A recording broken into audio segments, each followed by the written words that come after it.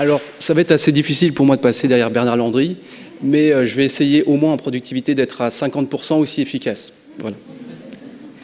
Alors, au niveau des défis sur la productivité au Québec, rôle pour la formation continue, j'ai décidé d'aborder l'angle sur l'innovation au service de l'humain et de sa productivité. On va présenter dans un premier temps la plateforme Alzago Innovation, pour ceux qui ne nous connaissent pas. Le contexte de la productivité au Québec qui a déjà été bien évoqué ce matin.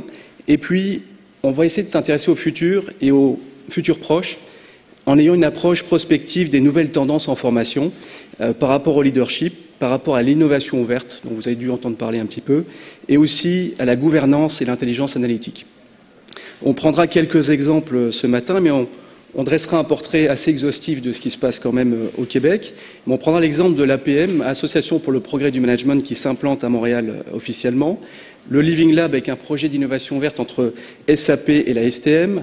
HEC Créativité, c'est tout un symbole d'être ici aujourd'hui dans les locaux d'HEC, puisque la créativité est souvent mise en avant par HEC. Bluenove, qui est une entreprise spécialisée dans l'innovation verte, leader en France, qu'on a accompagné ici dans le développement, et qui vend aujourd'hui des formations en innovation verte. Ça n'existait pas, c'est possible aujourd'hui. Le Data Science Institute, qui est une nouvelle forme d'accompagnement dans la gouvernance, on abordera ça. Et Intellitech, Bernard Landry parlait de technologie française assez exceptionnelle. Intellitech, c'est le concurrent d'IBM Watson. Ça nous arrive de France et on va développer ça dans les prochaines années au Canada. Alors pour nous présenter brièvement, Alzago, nous sommes un Living Lab, Living Business Lab, où on intègre sur le marché canadien des entreprises innovantes ou innovations européennes dont le savoir-être ou le savoir-faire sont reconnus pour améliorer la productivité, la capacité des grandes entreprises. Du CAC 40, le CAC 40 fait partie du top 500 mondial, donc on peut imaginer naïvement que des innovations qui ont influencé des grandes entreprises européennes peuvent influencer des entreprises canadiennes et les aider à améliorer la productivité. Certains sujets qu'on développe, toujours proches du Smart City, donc l'innovation verte, derrière l'innovation verte c'est l'open data, la créativité, la gouvernance, pas au sens de la gouvernance avec un comité aviseur, mais gouvernance au sens du pilotage et développement de la capacité des entreprises. L'aérospatiale, on en parlait, donc on développe le leader français dans la conception des nanosatellites au Québec et en Ontario. Aéronautique, la partie facteurs et comportement humain, notamment, vous avez dû entendre parler de l'accident de Rio de Janeiro. C'était une innovation sur le regard, le comportement des yeux,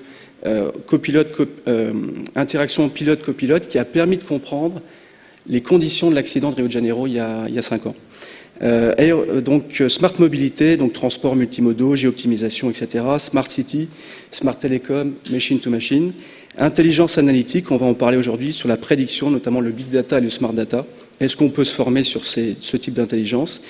Le leadership, formation des dirigeants par les dirigeants, c'est une nouvelle tendance qui existe depuis longtemps, mais elle est en train de se standardiser. Et le e-santé, on en a un petit peu parlé tout à l'heure, formation des professionnels de la santé par le serious gaming. Alors on va parler que de 4 sujets ce matin, l'innovation verte, gouvernance qu'on va rassembler avec intelligence analytique et leadership. Et on travaille nous-mêmes en innovation verte avec les centres de recherche, universités, grands groupes, start-up, clusters et fonds d'investissement. Pour rebondir sur ce que disait Bernard Landry, c'est vrai qu'on peut s'inspirer aussi bien de ce qui se passe au Québec dans les tendances mondiales qu'aussi sur la France. Parce qu'on a quand même, dans le journal Les Affaires, c'était cité la semaine dernière, plus de 550 entreprises françaises qui sont présentes au Canada, c'est plus de 80 000 employés, et c'est 70% qui sont au Québec, dont plus de 56 000 personnes. Par comparaison, en aérospatial, on a 42 000 à 43 000 employés à Montréal. On a, dans les jeux vidéo, 8 000 à 9 000 employés, si je ne me trompe pas trop. Et nous avons aussi, dans la santé, 42 000 à 43 000 employés. Donc, ça influence forcément la productivité ici. En écho à ces chiffres, nous, Alzago, on sélectionne certaines des meilleures pratiques françaises et on souhaite être un levier pour le développement économique ici. Le point de vue québécois aussi est très important parce qu'on pourra le voir, il y a plusieurs organisations qui ont été développées dans les tendances du savoir-être ou processus d'innovation collaborative pouvant influencer les autres pays également. Au niveau du contexte de la productivité, j'aimerais juste résumer ce que tout le monde souhaite faire dans le monde, peu importe à l'endroit où on se trouve. On souhaite faire mieux que les autres, on souhaite le faire en moins de temps et avec moins de moyens financiers et humains.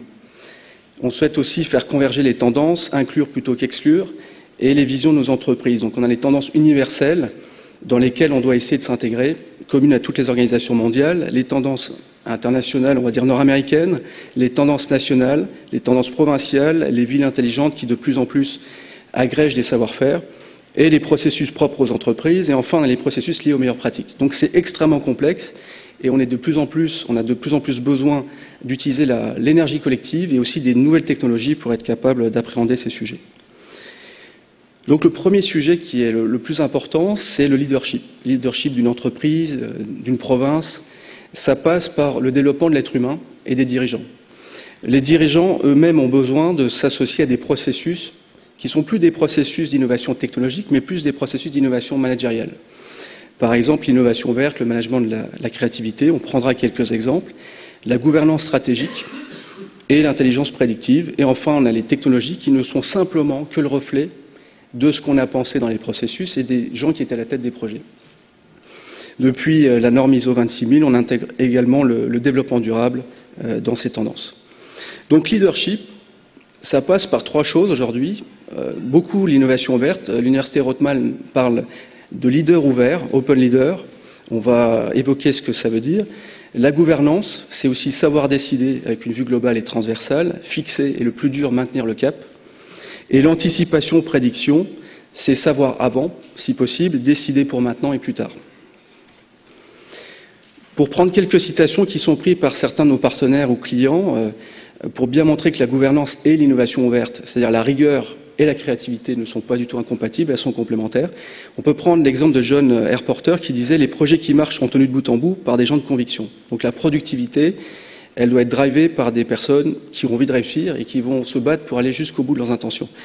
Le deuxième sujet, c'est les gens les plus intelligents travaillent toujours pour les autres. C'est l'innovation ouverte, c'est-à-dire plutôt que de croire qu'on peut y arriver seul sur ses forces, on va partir de ses faiblesses et on va travailler ensemble pour y arriver.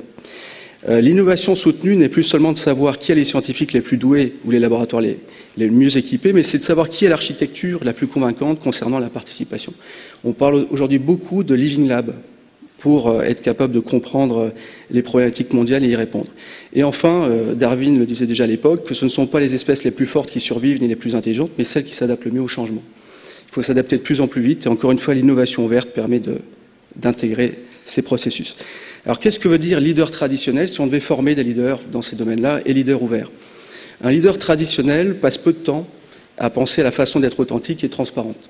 Établit une stratégie, exerce le contrôle en respectant la chaîne de commandement, utilise les communications pour transmettre la vision et la stratégie, évolue principalement dans le cercle des dirigeants et exerce un contrôle strict pour l'information par crainte de fuite. Comme le disait tout à l'heure Christian, on est plus dans un domaine où l'ouverture s'ouvre partout et donc on voit l'émergence de leaders ouverts un petit peu partout arriver à la tête d'entreprises. Donc un leader ouvert exploite activement l'authenticité et la transparence pour développer des relations, établit une stratégie et incite à l'engagement avec une vision commune, utilise les réseaux pour diffuser la vision et la stratégie, s'engage à tous les niveaux, tant à l'extérieur qu'à l'intérieur de l'organisation, et enfin développe une culture de partage de l'information en toute confiance. Donc ça, c'est l'université Rothman. Si vous lisez Premium de temps en temps, ils en parlent assez régulièrement.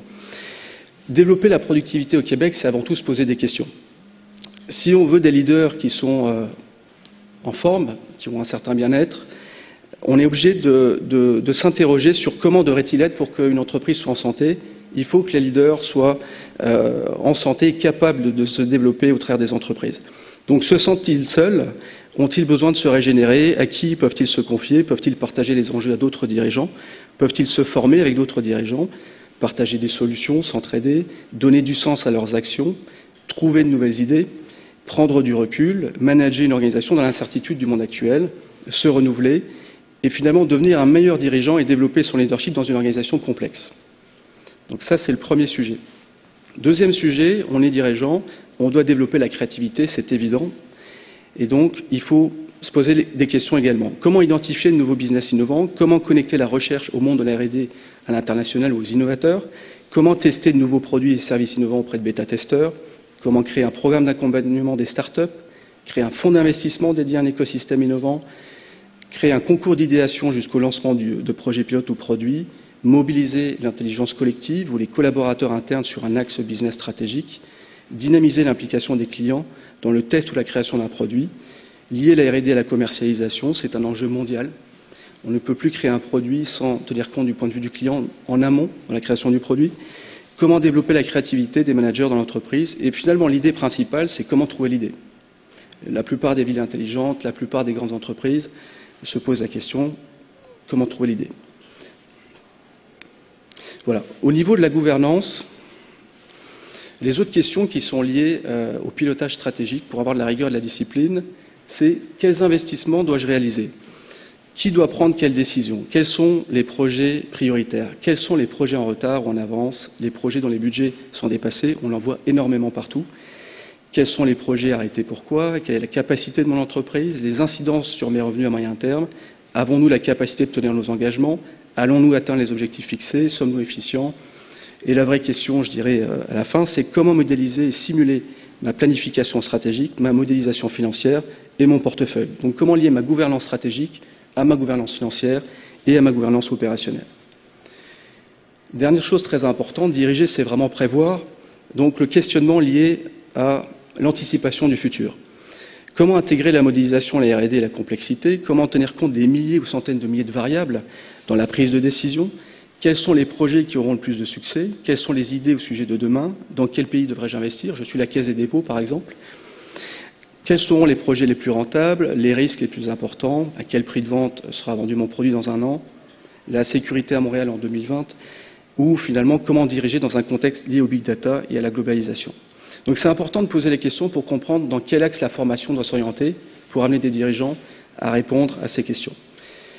Nous, l'approche qu'on a ce matin, qu'on souhaite vous présenter, c'est justement de cumuler la créativité, la rigueur et la discipline, la sérénité et la plasticité intellectuelle. C'est un terme que Jacques Attali, par exemple, utilise beaucoup au niveau mondial. Alors, au niveau du leadership, le contexte au Québec, qu'est-ce que nous avons? Christian en a parlé tout à l'heure, on a le groupement des chefs d'entreprise du Québec, très connu, qui a été créé il y a quand même plus de 30 ans, avec Michel Bundock à la tête. On a l'école des entrepreneurs de Beauce, on a la maison des leaders qui a été créée par Rémi Tremblay, un ancien directeur général d'ADECO Canada. Nous avons depuis peu la création de l'Institut du leadership qui a été créé pour bien montrer qu'il y a des nouvelles tendances en formation à ce niveau-là. Mission leadership pour les jeunes présidents, jeunes leaders. Global CEO qui nous vient des États-Unis. Alors c'était Vistage, c'est Vistage aux États-Unis. Ils ont créé une antenne à Toronto qui s'appelle Global CEO et qui arrive à Montréal depuis environ 1 an. Et le nouvel arrivant d'Europe, l'APM, donc on a reçu le mandat de développer l'APM au Canada, donc qui est la plus grande association de formation des dirigeants en France, avec 6500 membres, et dont on a le mandat donc de développer avec les partenaires que vous voyez au-dessus, mais aussi des grandes écoles au Québec. Pour vous en parler un petit peu plus, on organisera 2 séances tests de l'APM les 6 juin et 10 juillet, donc c'est vraiment de la formation pour les dirigeants. Et on lancera plusieurs clubs, dont le premier le vendredi 12 septembre, avec 15 à 22 personnes qui sont des dirigeants de grandes entreprises, PME, institutions qui souhaitent se régénérer et rencontrer des philosophes, des dirigeants de grands groupes, des écrivains, des anciens sportifs de haut niveau, pour je dirais, évoquer des thèmes d'avenir ensemble et trouver des solutions ensemble. L'historique de l'APM en quelques mots, c'est né en 1987, il y a beaucoup de textes et je vais aller un peu plus vite. Le souhait, en fait, c'est venu du comité d'entrepreneurs qui souhaitait créer des entreprises, créer des rencontres où ils pourraient partager leurs expériences, rompre l'isolement du dirigeant et débattre de leurs problématiques managériales. Donc il n'y a aucun modèle établi à l'APM, c'est un mélange entre un club de réflexion et des ateliers de formation, avec un objectif constant, faire progresser les dirigeants pour faire avancer les entreprises. Donc la productivité, à mon sens, passe par le progrès des dirigeants. Les adhérents s'ouvrent à d'autres horizons, englobant l'entreprise dans l'approche plus générale de la compréhension des enjeux du monde contemporain. Et le fondateur de l'APM, c'est un dirigeant qui sait ce que c'est que la productivité. Il gère 400 000 personnes dans le monde. C'est le président de Sodexo, pardon. Et donc un ancien dirigeant du MEDEF en France, qui est proche de l'équivalent du Conseil national du patronat. L'APM en chiffres, donc c'est créé en 1987, 6500 membres francophones, 350 philosophes, experts et dirigeants de grands groupes qui sont dans la communauté des experts, 320 clubs, plus de 20 000 dirigeants formés depuis la création, présents dans 17 pays, et donc on ouvre en 2014 à Shanghai et bien sûr à Montréal, et ça passe par Alsago. Donc ça ressemble à une formation normale, donc 10, 15 à 20 dirigeants qui se regroupent une fois par mois, et un expert mondial, philosophe ou dirigeant l'ancien dirigeant de Bombardier, l'ancien dirigeant d'IBM qui va nous expliquer où on va, comment ça s'est passé pour eux, et échanger, participer à développer des échanges entre les dirigeants. Alors, au niveau du programme APM Québec qu'on a constitué, prendre quelques exemples. La première séance du 6 juin, c'est une personne qui était tombée en Colombie dans une forêt inanimée et qui a été sauvée par des Indiens, les Indiens Kogi, et qui nous explique par la médecine naturelle et par ce nouveau mode de vie comment sa vie a été sauvée. Donc c'est une journée où il explique ça en face de dirigeants dans le monde entier. Donc on aura Éric Julien le 6 juin à Montréal. C'est Marc Alévi, on parlait de complexité, big data, etc. La complexité, ça s'apprend, on apprend à la gérer, à l'appréhender. Donc c'est un intervenant mondial qui va nous parler de comment on peut gérer dans une grande entreprise la complexité. L'ouverture du club aura lieu donc le 12 septembre et on commencera par une experte québécoise pour nous en parler, donc René Rivet, sur le thème de la résilience, l'art de rebondir suite à l'épreuve. René Rivet est très connu pour avoir écrit le livre Le Québec pour les nuls, avoir transformé la bande dessinée de Tintin comme méthode de management pour les grandes entreprises. Donc, qui est Tintin, qui est Milou, qui est Haddock, etc. C'est plus facile de s'identifier à Tintin que finalement d'écrire son propre rôle comme ça. Et surtout, c'est la résilience. Elle a créé des partenariats dans de nombreux pays d'Asie également. Et donc, elle nous explique comment on peut passer au travers d'épreuves et comment on peut, notamment dans une entreprise, comment on peut recréer une entreprise qui aura connu des difficultés à un moment donné. Cyril Gély sur savoir improviser, donc c'est un expert en Europe au niveau du théâtre, donc qui organise différentes scènes de théâtre et qui nous apprend l'art de s'exprimer sans préparation. Et enfin, autre exemple, Olivier Crozetta, le leadership dans l'incertitude, c'est vraiment un cas d'actualité. Donc c'est un ancien des forces spéciales, donc il est très bien armé pour nous expliquer ce que c'est que diriger dans des temps incertains. Voilà, donc ceux qui veulent tester ou s'inscrire au premier club APM à Montréal, vous avez des plaquettes dans les sacs qu'on vous a distribués. Vous souhaitez avoir plus d'informations, vous pouvez nous écrire. Et puis, on vous donnera toute l'information nécessaire pour les inscriptions ou simplement pour tester. Il reste une dizaine de places en fait pour le 6 juin et le 10 juillet. Alors après le leadership, on va parler de l'innovation verte. Parce que l'innovation verte, c'est un nouveau schéma très passionnant qui n'a rien à envier d'ailleurs aux autres pays puisque le Québec est vraiment précurseur dans ce domaine-là. Ça venait des États-Unis, mais le Québec a beaucoup utilisé l'innovation verte de manière informelle jusqu'à le standardiser dans des processus aujourd'hui qui font partie des modèles économiques d'institutions ou dans le plan stratégique de différentes institutions. Je prends l'exemple du CRIAC qui fusionne aérospatiale et innovation verte. Donc on mélange des petites entreprises, moyennes, grandes entreprises, des centres de recherche, universités, et on développe sur des projets de 3 ans à 5 ans, financés par le CRSNG, des projets. Donc ça s'apprend à travailler en collaboration, à avoir des objectifs, et donc le CRIAC mélange gouvernance et innovation verte pour atteindre des résultats. Mais il mélange aussi partage, puisque la propriété intellectuelle est partagée au niveau des participants. Ça, c'est quelque chose en France qu'on ne pourrait jamais faire, en tout cas pas avant 5 ans ou 10 ans, parce qu'on n'est pas arrivé du tout à cette maturité-là pour comprendre ça. MedTech, c'est la même chose, mais dans le domaine de la santé, fusion, innovation verte et santé. Garden, fusion, innovation verte, aéronautique et développement durable. Voilà. On a aussi HEC Mosaïque qui a développé un programme de créativité et des formations université d'été, université d'automne. On va en parler. Le Living Lab de Montréal qui développe beaucoup l'innovation verte avec le transport, STM, ou avec les grands groupes télécoms comme Bell.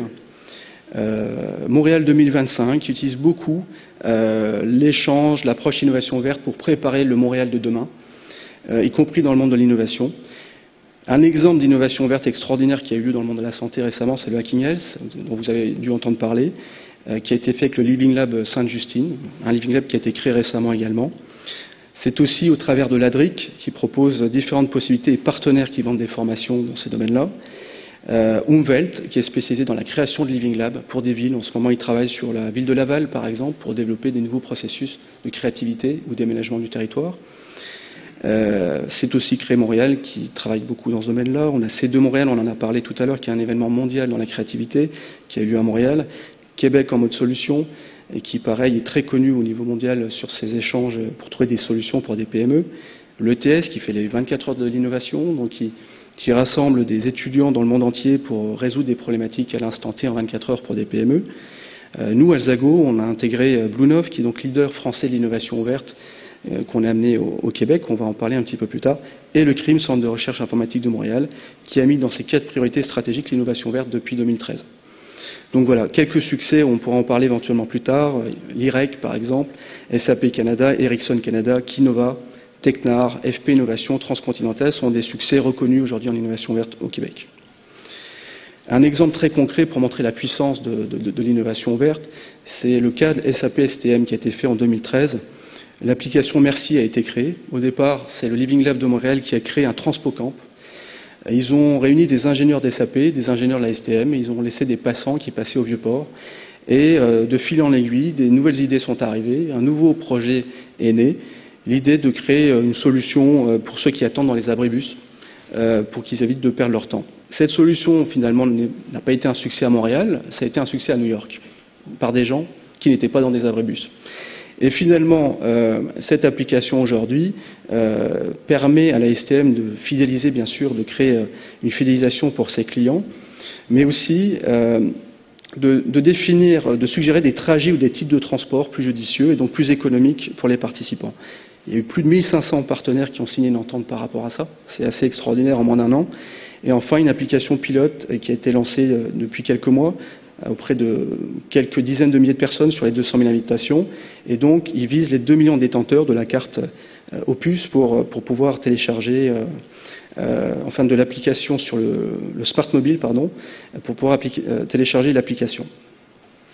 Voilà. Au niveau d'HEC, vous devez connaître probablement HEC Mosaïque, comme son nom l'indique, qui rassemble des compétences complètement différentes pour développer des projets en collaboration avec les différents écosystèmes de la ville, mais aussi d'autres villes. Par exemple, le programme Barcelone-Montréal, donc qui aura lieu cet été, une semaine à Montréal, une semaine à Barcelone. Et on échange sur les problématiques de créativité dans les deux villes.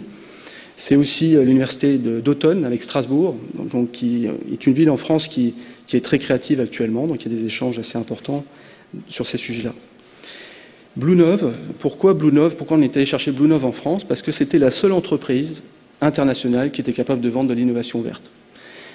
Ça existe partout, mais personne n'en vendait. Alors, ce qui était intéressant, c'est de s'intéresser à qu'est-ce qu'ils vendaient. Est-ce qu'ils vendaient des technologies? Ben non, ils ne vendaient pas de technologie. Ils vendaient un savoir qui allait permettre de créer des technologies en partenariat entre des gens complètement différents et dont certains n'avaient aucun budget pour le faire. Et donc, ils ont créé un processus qui permet d'agréger la collaboration interne et externe et donc de créer dans des processus avec une gouvernance quand même très appliquée, de développer en quelques mois, quelques semaines parfois, des nouvelles applications et qui vont se développer dans le monde entier. Alors par exemple, pour les grandes entreprises canadiennes, le défi dans l'innovation verte, comment on utilise l'innovation verte dans ce contexte, c'est la gestion du changement, collaboration interne et externe, c'est aussi l'animation des idées, de l'écosystème de l'innovation par le design thinking ou la co-création, c'est attirer la relève et la garder, l'intrapreneuriat par exemple, qui est une nouvelle mode, comment garder des employés qui pourraient devenir des entrepreneurs tout en restant employés, c'est quelque chose qui se développe de plus en plus. Développement de la R&D ou de la propriété intellectuelle, puisque le chiffre d'affaires est très important, mais les entreprises se rendent compte que la R&D et la propriété intellectuelle le sont tout autant.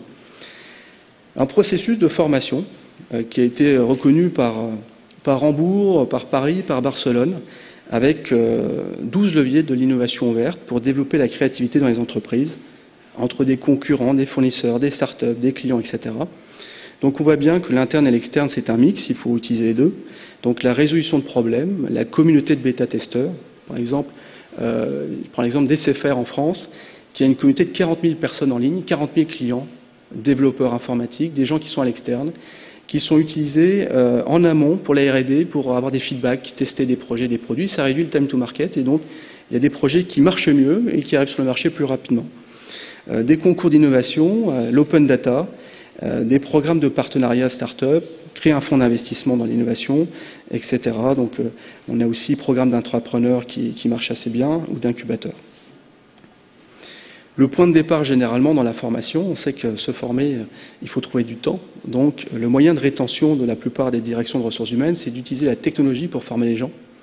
Le serious gaming est une bonne possibilité de former les gens sur la durée, en formation continue. On le voit dans la santé, on le voit aussi donc dans la créativité. Comment former des directeurs de projet, des directeurs d'innovation ou des chefs de projet innovation à devenir créatifs. J'ai un budget, j'ai des délais, j'ai des objectifs très importants. L'entreprise perd des parts de marché et je dois en très peu de temps m'assurer que j'ai rencontré tous les ingrédients, toutes les personnes nécessaires en interne et en externe pour développer des nouveaux produits avec de la R&D et si possible clients assez rapidement. Donc ce jeu, ce Serious Game a été testé dans plusieurs écoles, l'ETS, différents groupes.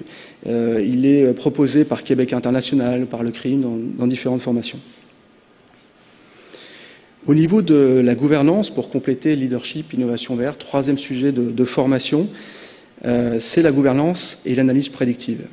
Donc, exemple d'organismes à Montréal qui en ont fait leur modèle économique, qui l'ont intégré dans leur planification stratégique ou qui proposent des formations. On a le groupe Big Data, Montréal, qui a été créé il y a très peu de temps. L'Institut de la gouvernance, ça doit faire 2 à 3 ans. Intangible gouvernance, c'est aussi 1 an et demi à 2 ans. Le GERAD, groupe d'études et de recherche en analyse de décision. Le CRIM, qui développe beaucoup la gouvernance, c'est dans les 4 priorités également. Donc CEFRIO, qui en avait beaucoup parlé depuis des années. SECOR, et notamment SECOR Tactique, en 2008, était le premier grand cabinet de conseil à expliquer combien il fallait former et développer la gouvernance dans les grandes entreprises canadiennes, et notamment au Québec, par comparaison aux autres pays du monde et aux États-Unis notamment. Nous avons Décidéo, qui est un influenceur média qui crée toutes sortes de conférences pour Action TI, sur les outils d'aide à la décision au Québec. Donc, on a une prochaine conférence le 10 juin où on interviendra sur la prédiction analytique devant 110 décideurs avec l'un de nos partenaires.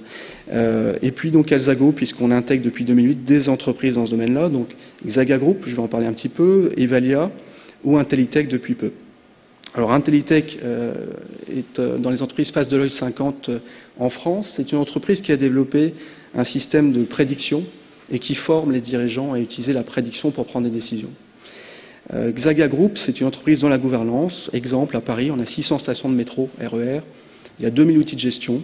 Il n'y en a qu'un qui fait le rapprochement entre la capacité de l'entreprise passé, présent ou futur. C'est Xaga Group qui permet de savoir, par exemple, quels sont les projets en retard sur toute l'entreprise. S'il y a un appel d'offres à faire en Chine, par exemple, qui est le seul outil capable de dire en moins d'une journée, sur mes 44 000 employés, quels sont ceux qui sont disponibles, compétents, qui parlent plusieurs langues, certifiés, et qui seront capables du jour au lendemain d'aller faire un projet là-bas. C'est aussi, si une station de métro est créée et qu'on tombe sur un site archéologique, les budgets sont arrêtés, les personnes sont en arrêt. Comment on fait pour les réaffecter immédiatement sur des projets en retard ou des projets où les budgets ont été dépassés? Voilà, donc Prodago est une jeune entreprise québécoise qui vient d'être créée, qui travaille avec le Cirque du Soleil dans ce domaine-là. Evalia, c'est une autre entreprise française que nous avons développée l'année dernière, donc qui a signé Danone Monde récemment. Donc Danone qui a décidé pour la première fois de fusionner la vision mondiale de l'entreprise, autant sur la R&D que la commercialisation. Et puis l'exemple d'ATPiWare, qui est aussi une entreprise qui se base sur la méthodologie OVAR, donc gouvernance d'HEC. Voilà. Alors, au niveau de la science des données, il y a eu la création du Data Science Institute, excusez-moi pour mon accent en anglais, je l'ai prononcé un petit peu en français, qui a été créé à Montréal. Donc c'est une science au carrefour de 3 compétences, les mathématiques appliquées, l'expertise d'affaires et les technologies. Mathématiques appliquées, statistiques, économétrie, etc. Expertise d'affaires, si on est Hydro-Québec, si on est la STM, si on est la Banque nationale, on a vraiment une expertise propre qu'il faut intégrer et des technologies de big data qui sont derrière ça. Il y a 5 étapes. Je voulais savoir combien de temps il me restait. 5, ok. Alors, il y a 5 étapes en fait au niveau de l'analyse des données.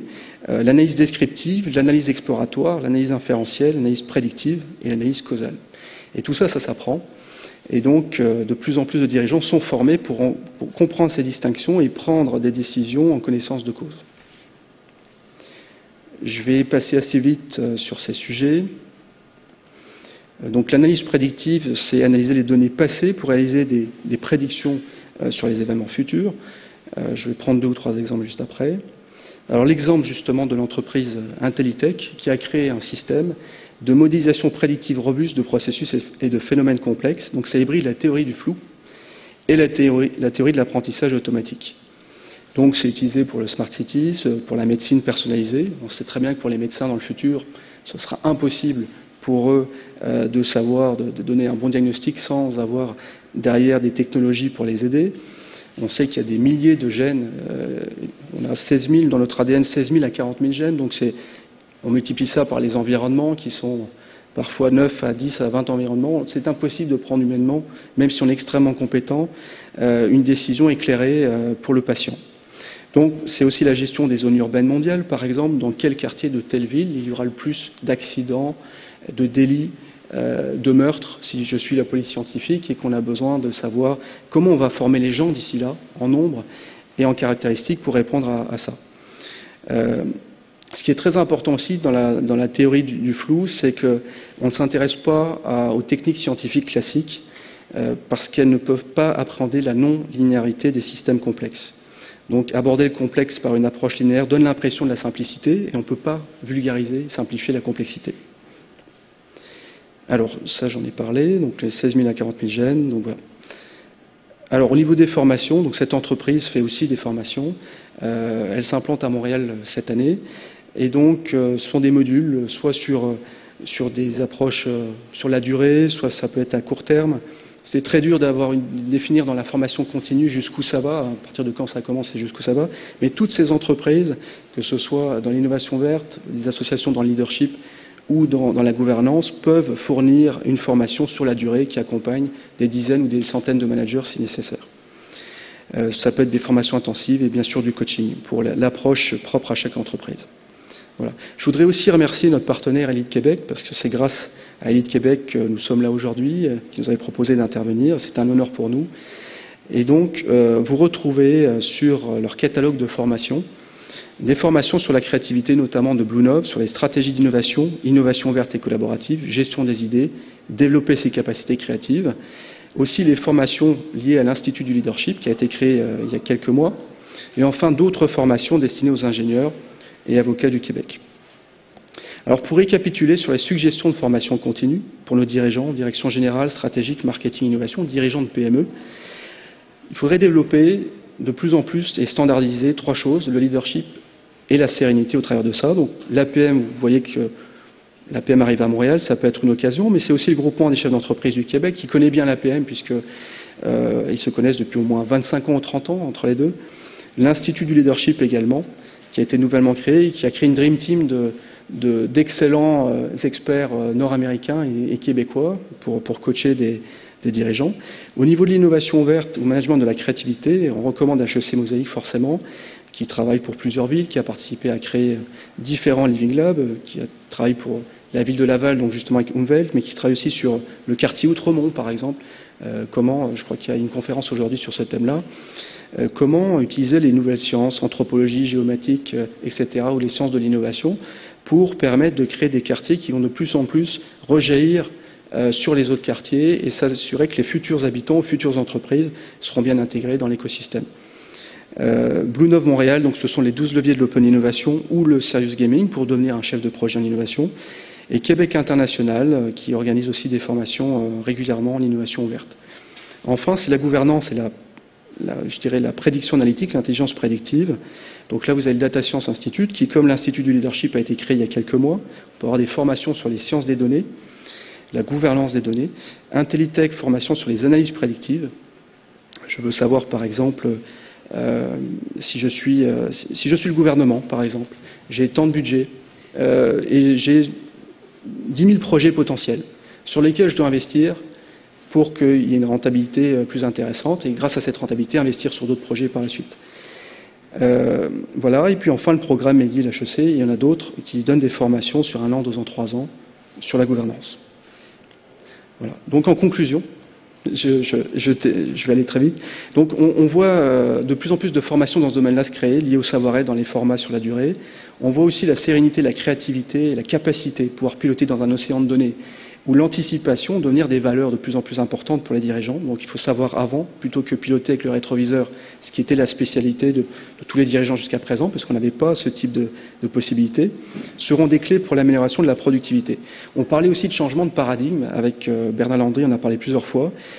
Aujourd'hui, on voit de plus en plus que l'innovation rassemble et peut concilier ou réconcilier des tendances qui étaient impossibles à concilier, le court, le moyen et le long terme, le passé, le présent et le futur, l'humain, les processus et les technologies, le national et l'international, la R&D et la commercialisation, le public et le privé, l'interne et l'externe, les employés avec les clients. On a même des entreprises qui utilisent les clients pour former les employés, donc c'est assez incroyable, comme Bell par exemple. Le haut de l'entreprise avec la base de l'entreprise, c'était encore Fabrice Brunet du CHU de Saint-Justine qui expliquait au Forum Santé combien il fallait arrêter de prendre juste les directions par le haut, mais qu'il fallait s'intéresser à l'ensemble des points de vue en interne, en externe pour prendre des décisions. Et puis, ce sont les dirigeants politiques qui simplement utilisent de plus en plus la participation citoyenne. On appelle ça de plus en plus l'open démocratie pour prendre des décisions éclairées. On a vu aussi pour le lac Mégantic qu'ils ont créé un groupe de 300 personnes, justement pour que les habitants de la ville puissent se réapproprier les lieux pour le lac Mégantic. Voilà. Donc, en tant que dirigeant, je dirais, formons-nous à ces dimensions universelles pour développer la productivité de nos entreprises. Je remercie HEC Mosaïque, Blue 9 Canada, le Data Science Institute, Intellitech, l'APM, Elite qui est partenaire officiel de la Sofeduc et bien sûr la Sofeduc pour nous avoir permis de nous exprimer aujourd'hui. Merci à vous.